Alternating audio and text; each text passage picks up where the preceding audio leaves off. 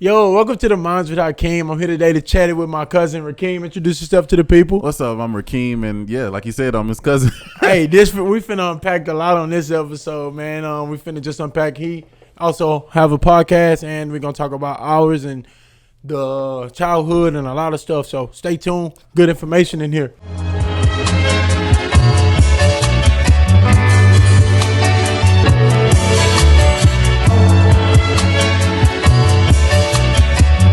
Okay, now as stated in the intro, we both are cousins and we both do have podcasts. With my podcast, it's called the Hearsuccess podcast, and basically that idea came about a year and a half ago. Me, Pastor Adolph, my business partner Michael Allen, and Brooklyn Williams, we were on a business trip to Dallas because we were trying to start something called a LMS, which is a platform to where people can go on and study and learn about Christ and things like that. We were trying to build that for Pastor Adolph, but that idea came about when I was doing that. And the basis of my podcast is basically to allow people to be able to tune in and hear keys to success that they can apply to their everyday life so that they can basically catapult themselves into the future and become the best versions of themselves. What about you? Yeah, man, that's crazy you say that. Like, me and your podcast is like very, very similar. So my podcast is just rooted in education. Like, I want to like interview and communicate with people who got success or something to give to the people who's up under me, just more knowledge and more wealth and more health all throughout my podcast. That's the main goal. But it's crazy that you wanted to start you started the podcast when you started it, because our cousin Nate just told me 2 days ago, who started the podcast first? You okay, bro? You okay, bro? We call him K, bro. Yeah, that's what they call so me. Get ready, you're gonna hear that all day.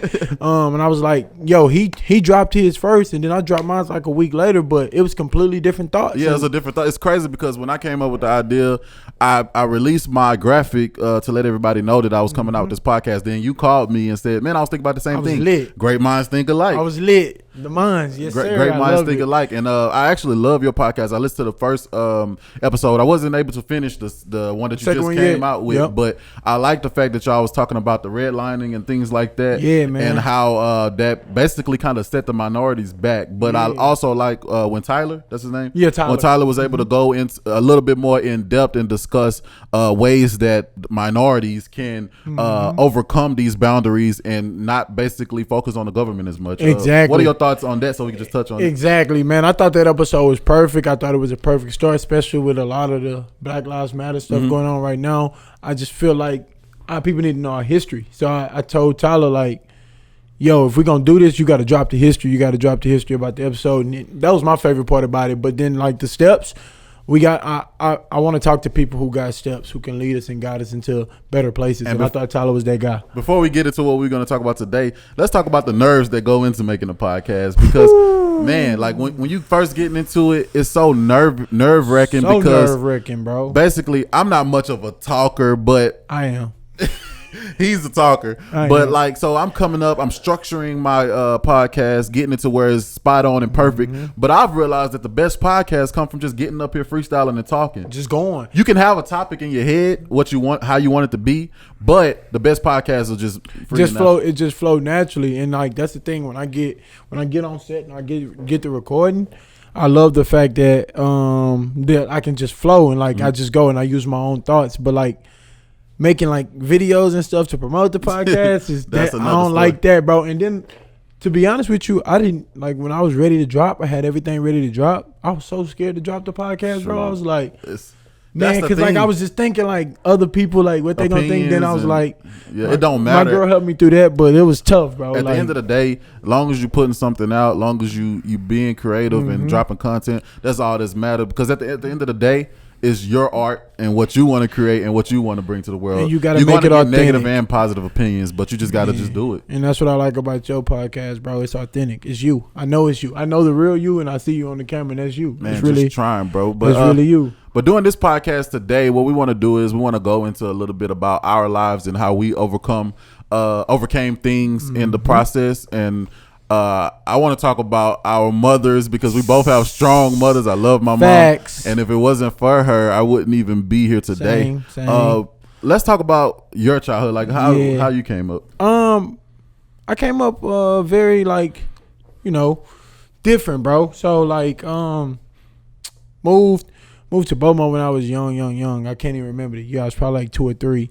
And then I moved to a very tough neighborhood, and I didn't know it was a tough neighborhood when I'm a kid. I'm having fun. You don't know. You don't know about dangers. I'm having fun, but we was in the trenches, bro. We came from flat broke. Nothing. Flat broke, bro. So boom. So started out there, man, and then I remember when I was able to like comprehend stuff, we was finna move to the Gardens, to Magnolia, bro. Yep. I remember my Uncle Russell telling my mom, I was like 8 when I moved to the Gardens.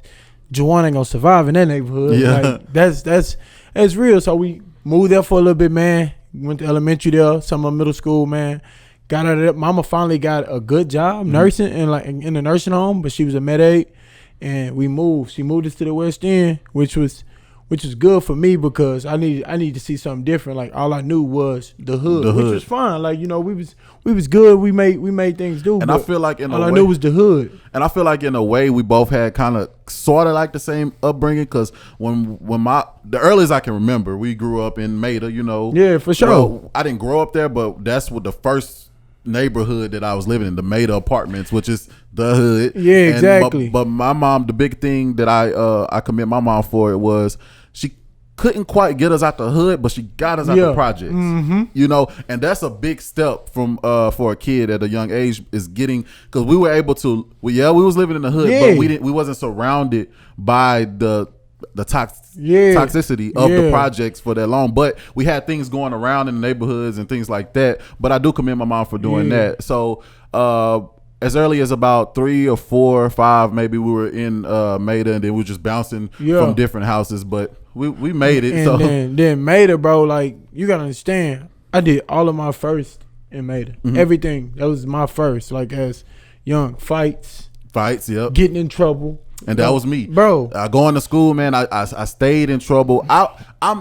You're looking at somebody that was supposed to be dead or in jail, according to a lot of teachers. Like, I was supposed to be. That's what they used to always tell me. Even grown people that had no business telling me those things. Man, that's crazy you say that, bro, because I got told that a lot, bro. Like, all that stuff I got told through coming up, like, you're gonna be another statistic, like, from people, like, and it really was the people, like you said, probably shouldn't even be saying it. It's normally the people who supposed to be there for you, to be your support system and help you through things, are the ones who be the most negative, and that's sad. And that's sad, bro. But like, what I wanted to kind of discuss today was like, just like how we were like brought up, like, because I know you spoke briefly about your moms. Like, I mean, my mom's is just like, if it wasn't for her solid laying the foundation, bro, and her caring, I wouldn't be where I'm at today. Exactly, because I remember I used to come over to your house, spend a night, but it was places that we just couldn't go. Like we, for real, we just had to.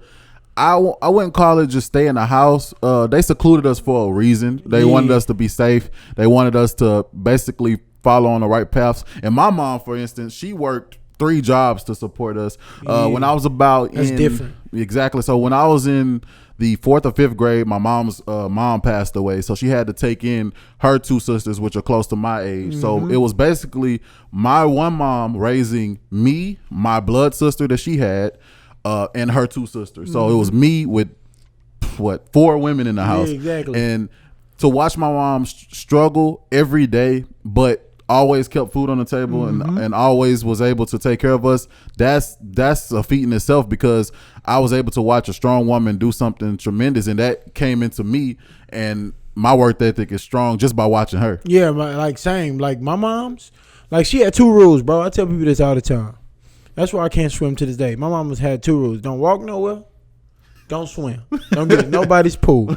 Only 2 rules. But the way she taught, the way she carried herself, she always taught us to think for ourselves. So she knew, you can't influence my kid to do anything. My kid doing it, it's because you want to do it. That was me. Like I was around people who were selling drugs, getting into facts. We grew up with cliques that. and gangs, but I never had the urge to become a Crip or to be in a gang. But I was still in that environment. Yeah. I wasn't scary, but I had my own mindset on me, and you couldn't just make me do anything. You couldn't peer pressure me into doing nothing. It was your choice, bro. So it was the same with my mom. So she was like, she know, like if you go to my mom and say, Hakeem did this, she know if I did it or not. Yeah, like before, like, and then like my mom was good at telling me, and I was lying too. Boy, I used to be A liar, boy. She broke that real quick. But like, for you saying like, yo, watching your mom work ethic, like my mom was just. I think the reason like Juwan, like me, the way I work, the reason I work so hard, like in everything I do, is because I watch my mom grind and raise her family and go to school and get a promotion and go back to school and get a promotion, and become a registered nurse. You can't You can't Raising watch a family. that. You can't watch that day in day out and not become a exactly, or like, not become better because. What slap in the face would it be to watch our moms do all that blood, sweat, and tears, and us to grow up and be nothing? That'll be messed. I can't do that to my mom. Moms only complain when the crib wasn't clean. That's it. Like, that's the first thing. Like when my mom used to come home from one of her jobs, that's the first thing she used to do. Lit. Why this ain't clean? Cause she working, like you say, like your mama working 3 jobs. My mom was coming home for 16-hour shifts, bro. You think she want to work into a 16-hour shift? Now I'm on the game. I'm on the game and pillows and stuff on the couches everywhere. Now I understand what she meant when she was coming in because I'm an adult now. So I like, oh, we was tripping sometimes, bro. Tweaking, bro. Like tweaking. Now we can talk a little bit about leading up into high school. How was high school for you? Man, high school was different, bro. So I was on another side of town, man. I was out the hood, but still being me, bro. Like just respecting myself and everything around me. So I kind of adapted to the environment a little bit because it was different. Like, okay. I stay messing. No, you good. Keep that. I stay messing up the mic. So high school was cool though, bro. Like I fell in love with basketball in high school, bro. Cause like if anybody know me, they know I was buns. Like terrible at basketball in elementary and middle school. Used to come to the crib and make fun of me and stuff. Like you ain't. I was trash, bro. But in high school, I really worked on my stuff. Yeah, but watching you, cause you was trash. I was even trasher. But we had still is. I love. But I'm still. I got one shot now. Yeah. I can. I'll say 2 because I got this little thing I do. I can like fake this way. But you think I'm going that way, but I ain't doing that no more. And then, hold up, am I looking? He been doing that since he was in elementary. It worked though. It worked though. Man. No, but you taught me the sham god. Yeah. So yeah, you remember I dropped you at the crib? All right, so we had this cousin. All right, man, stop. It was a crack in the driveway. Bing. It was a crack in the driveway. He didn't shake me. Anyways. So we have a cousin, Junior. We call him Junior. Man, and you give a lot of your success in basketball to him. And explain that a little bit. Bro, so I'm going to mention somebody else. Rest in peace, Lawrence Maxwell. Okay. Junior and Lawrence, if it wasn't for them, I wouldn't be a professional basketball player today. Yeah. Like, Junior, my cousin, he was talking about my big cousin. And Lawrence, they in Magnolia hooping every day, hard on me just because I was trash. And then I literally learned everything from them. But like if it wasn't for him and Maxwell, rest in peace, I wouldn't be where I'm at today. No shot. Lawrence and Junior was literally my favorite players. Literally. Wow. And Junior was real good though. Nice. Like, point guard. Like nice. Boy, man, super nice. Besides my mom's side of the family, on my dad's side of the family, they were more of real good athletes. So in my grandparents' house, my grandfather, he wanted you to basically not be lazy. That was his biggest thing that he talked about and still talk about to this day. Like he don't care what you do as long as you not being lazy, because he didn't tolerate laziness. And so a big thing for me, I wanted to, of course we had those dreams of wanting to be a football player. Sure. At one point I wanted to be a baseball player and things like that. But a big shift in my life was my grandfather as well, because what he did was he didn't tolerate BS. So it was things that I could go to my mom with and tell her this and that and kind of try to manipulate her brain. I can't do that with my grandfather. You're not doing that. He's all knowing, bro. You gotta understand.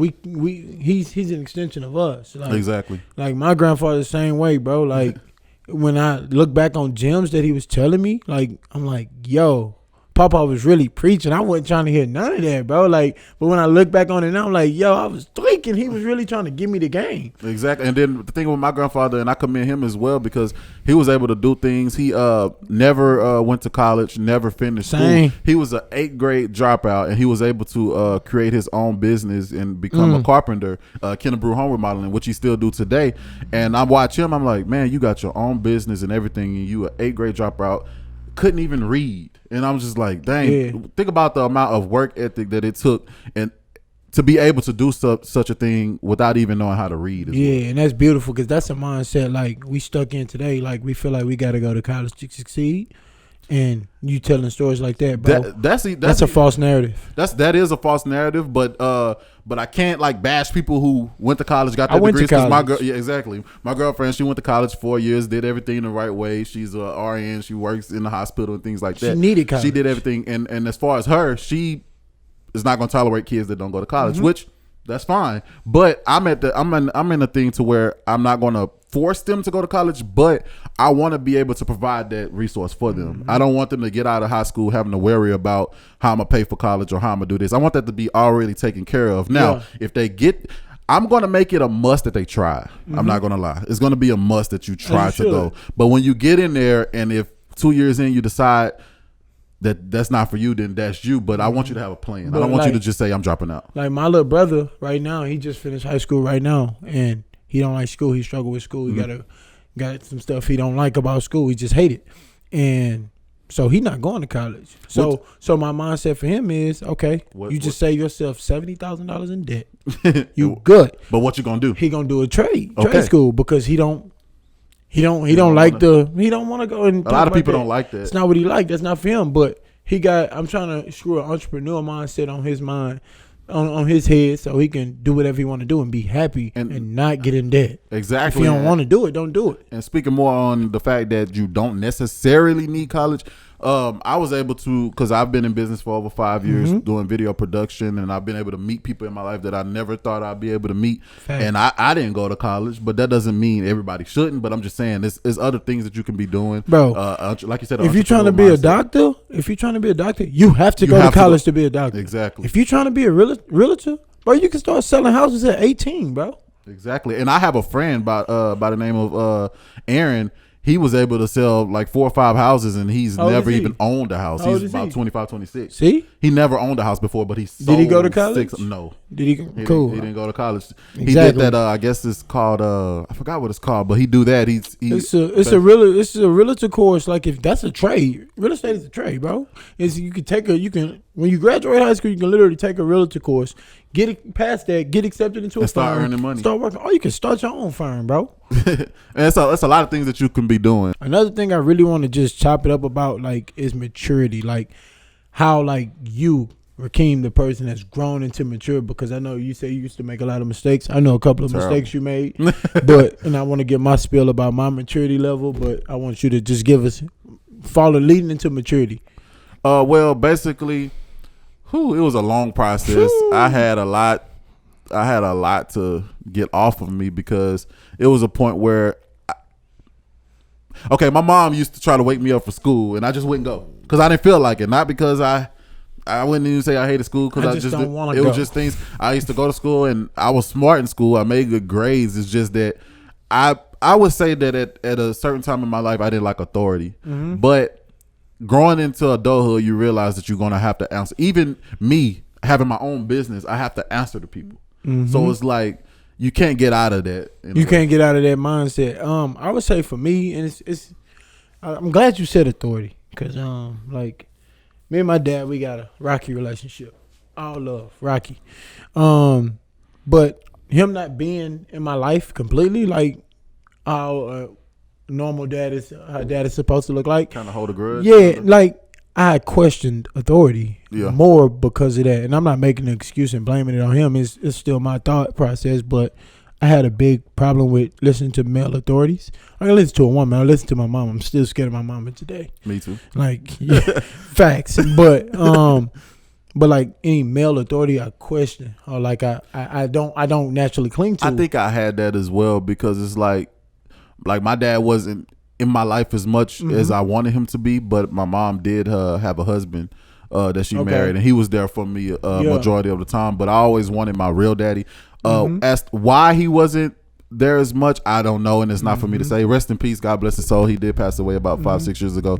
And I realized I didn't hate him, but I had a grudge against him for a long time. And I recently was able to forgive him for those things and realized that a lot of it probably wasn't even his fault. He probably, it could have been anything. I don't know. But him not being there it was as much as I wanted him to, it did hurt. And as far Definitely gonna have an impact. as far as what you said about not respecting male authority, I feel like the same way, because it was like I didn't like men. I didn't trust them because I felt like they was gonna leave. I felt like they was gonna be there for a second and leave. Yeah. So and cause problems. And but shout out Lamont though. He was there for me. Come on, man. That's like my blood uncle. To me, yellow bro.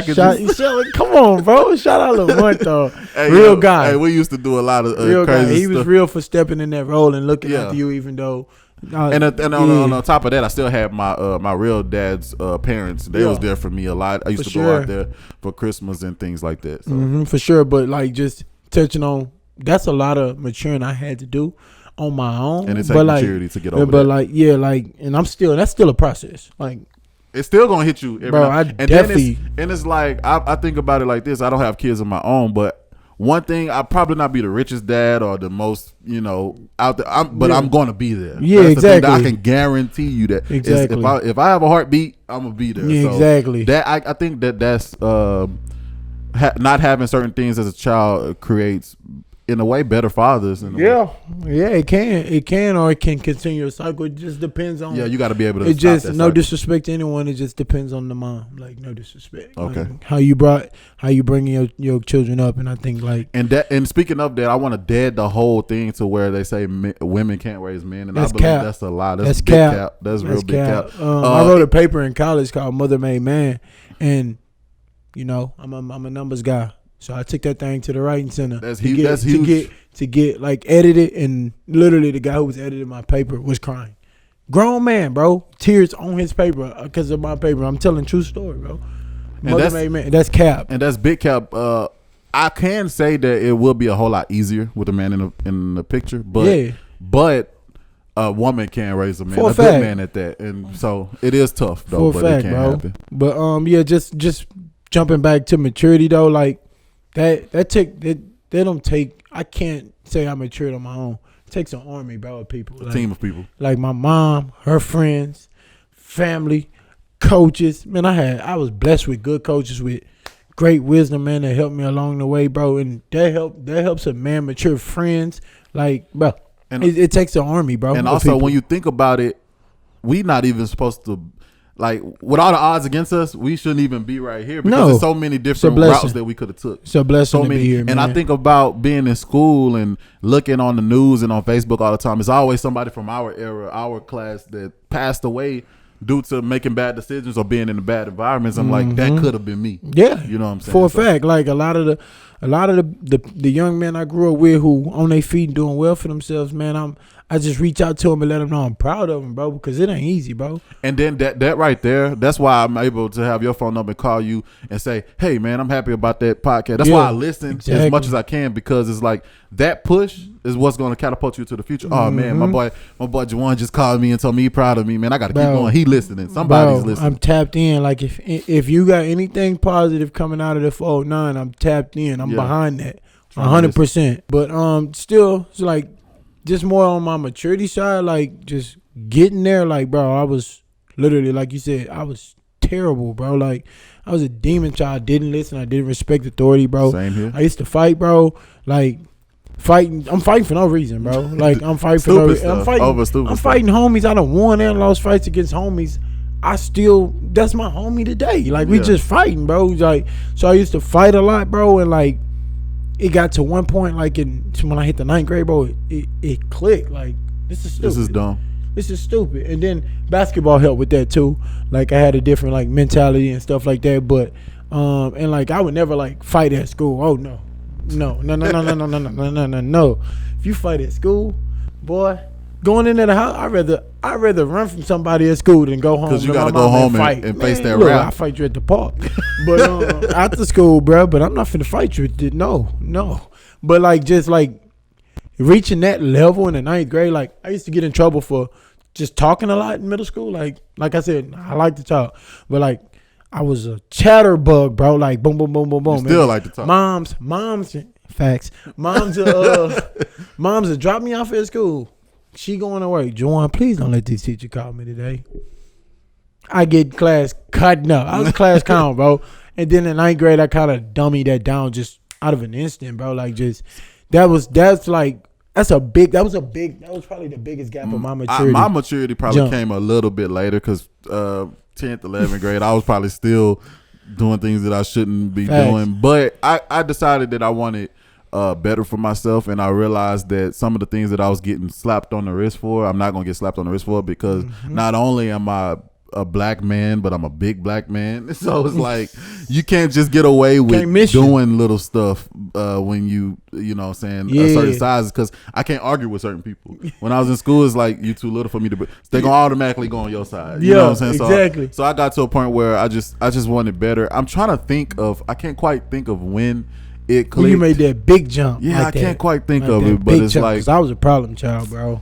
Man, I wouldn't do nothing bad. I commend the people in my life that I've met along the way. Yeah, that molded me into what I am today. Because I can truly say that if I never would have met my girlfriend, then I probably would still be making bad decisions.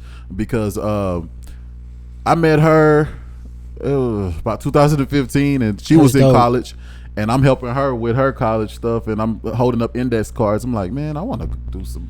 So I want to have a life. I want to do some cool stuff and graduate. That's dope. Have people around me. So I feel like that's the reason why that catapulted me and started me on the right path. I was doing good before then, but that made me want to be better, because I'm like, oh, she's living a college life. She doing the thing. So then when she actually walked across the stage, I'm like, she finished this mug. Like, what? And now she's been a nurse for like almost 3 years. I'm like, this stuff is possible. So I feel like that's what made that initial thing that made me want to do better. Also, meeting people along the way. I met my business partner about 5 years ago, Michael Allen. He taught me a lot of things. When we first met, I was actually being a recording engineer, so I was mixing songs for local artists. Then I met him. We started doing videos. We was able to work with different companies. So I'm like, I can do this.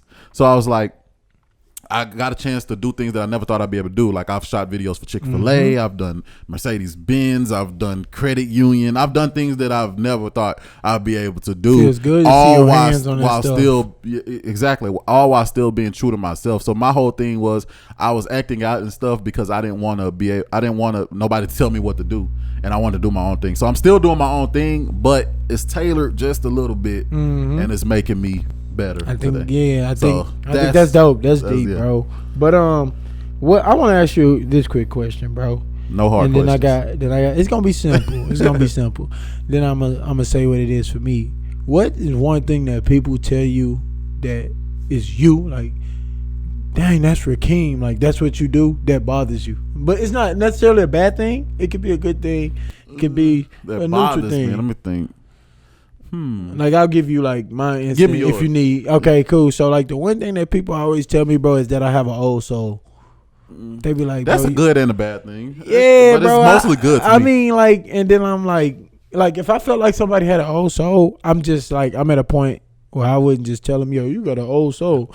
But I don't think it's negative. I don't think it come off as negative. I think it come off as wisdom. You know what I feel like? I feel like a lot of times when young people tell other people, young people, that they have an old soul, it's because they're upset that they can't do some of the toxic things around you. But that's what it is. Yeah, they upset that they can't be bad around you without feeling condemned. Yeah, because a lot of people, they get mad or get upset because they can't manipulate people into living their lifestyle. So basically what they telling you is, man, I can't come around Jawan and do this because he gonna say, nah, bro, and he gonna make me feel bad about doing. That's all that is. And the thing is with that, I get that from people who older than me too. Like, people who like 50, 60 years old. Well, I think they coming from a good place. Like, exactly. I would like to hope so it's the best. I get it from both sides. But I really do believe that when younger people say, I get it from both sides for sure. Like, and that's annoying, bro. But like, I guess it's cool, but I deal with it.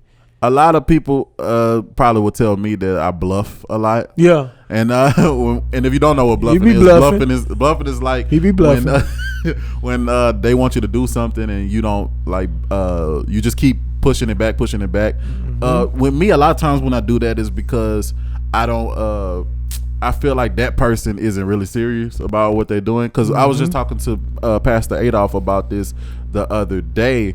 It's like, say I'm just starting off and I want to be a basketball player, and I jump immediately to you. You've been able to do things on a level that a lot of people want to be able. You've been able to do professional things and like that. but maybe I'm not ready to talk to you. Maybe I need to go to the Boys and Girls Club, practice a little bit. I don't think it's right for a person to want to be something and jump to the top of the list You and gotta just put that go work straight in. to, like, I can't, like, being me, I can't go play basketball right now. I gotta lose weight first. You see what I'm saying? I don't deserve to be able to go talk to LeBron. You see what I'm saying? Yeah. Not saying that he's just so superior, but LeBron can't help me right now because you have a better chance to go talk to LeBron. Exactly. You see what I'm like, saying? yeah, because I'd have been like, you don't put in the groundwork. You don't put in the legwork, bro. That's not right for you to put somebody in a position to try to build something from nothing. A lot of people feel entitled just because they them. Exactly. They blessed. And like Pastor said the other day on the podcast, it was like a lot of people, they see where you are and they want to be where you are, but they don't want to do the work. Man, you know what's crazy, bro? My mom told me this yesterday. My mama said our generation is so lazy. Like, if you paid them to lay down, they'll get up. And I believe that. And I believe a lot of people. I believe that a lot of people give up too easy. Like, we had troubles with the podcast today. Like, I was like, dang, why this? I had to make phone calls to figure out what was going on. Gotta make it work. But imagine if I wouldn't have did that, the podcast would not be out. Let's just call it a day. I'll come back. Yeah, no. And I'm finna go back to Iowa tomorrow. Exactly. So I'm thinking about, like, imagine if you didn't feel like driving.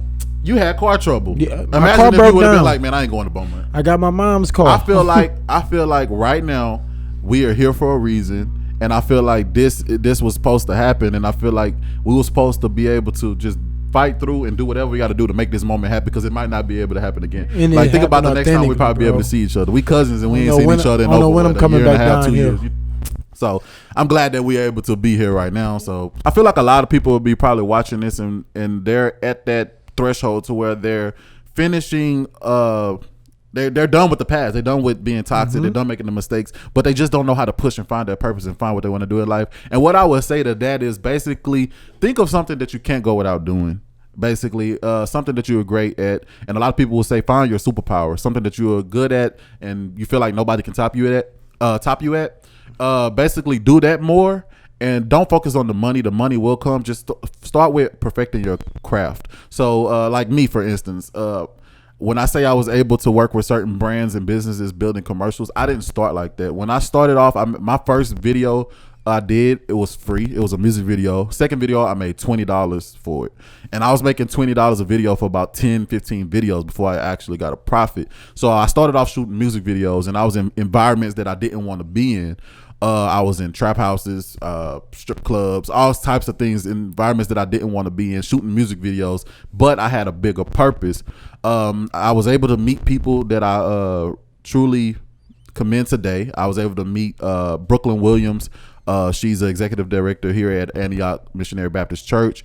I was able to meet Pastor Adolph. I was able to meet Michael Allen. The people along the way is what, like I said, led me to the position that I am now, and I'm still trying to get higher and higher.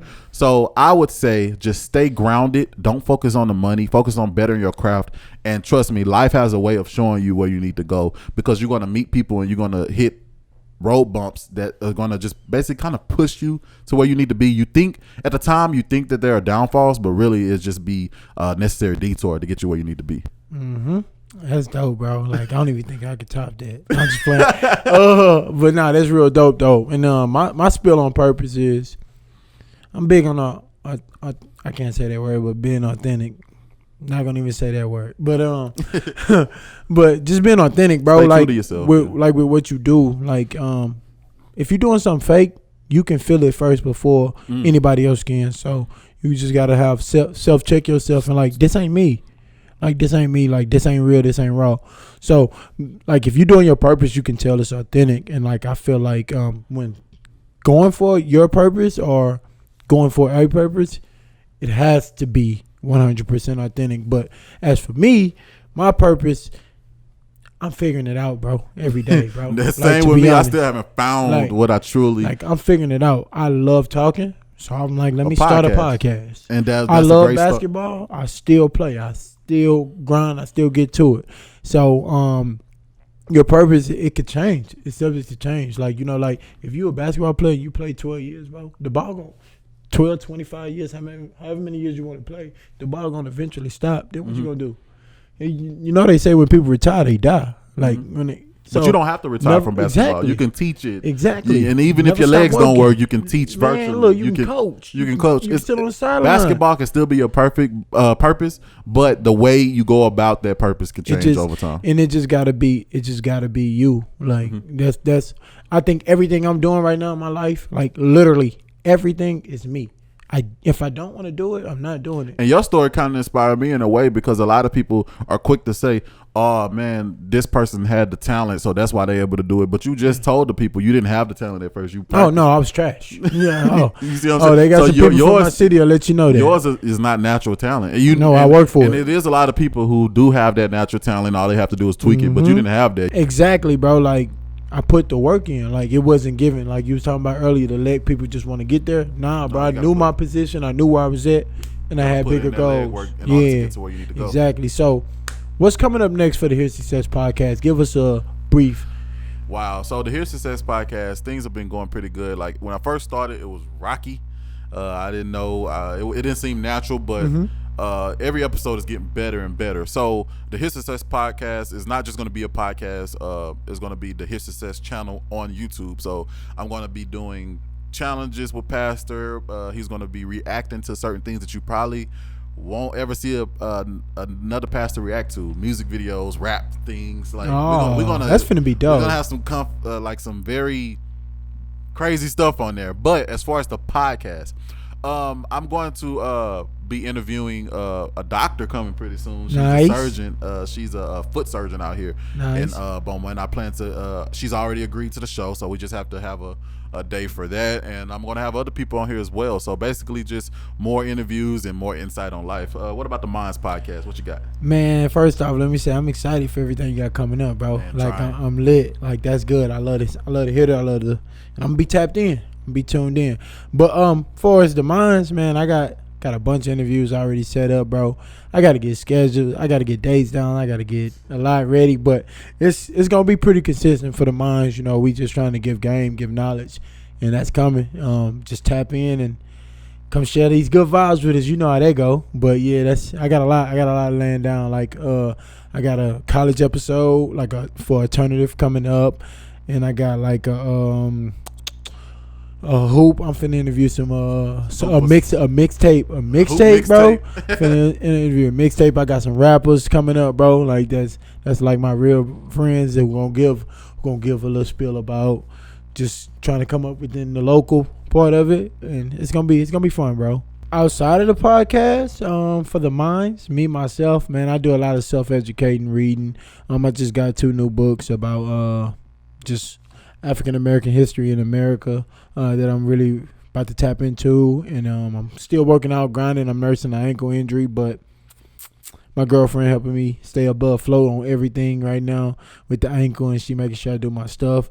But other than that, man, tapped into your podcast. I gotta get better at listening to more podcasts. I'm really not a podcast listener. I'm gonna be honest. Well, with me, I listen to podcasts all the time, and I've been.